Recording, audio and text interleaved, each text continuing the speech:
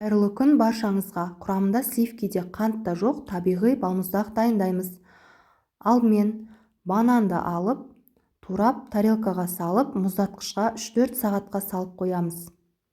Яғни бізде банан қату қажет.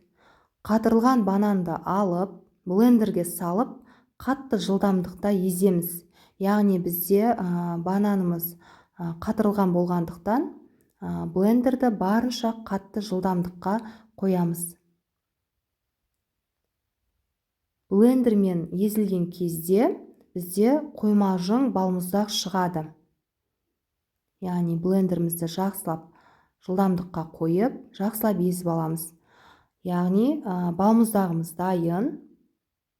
Сіздер өз қалауларыңызша жеміс-жидектер қосып жасасаңыздар болады.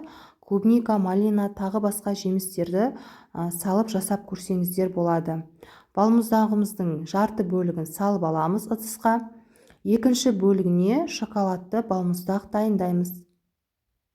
Яғни ол үшін бізге 2 шай қасық какао қажет. Какаомызды салып, блендердің көмегімен жақсылап езіп аламыз. Сіздер өз қалауларыңызша жасап көрсеңіздер болады.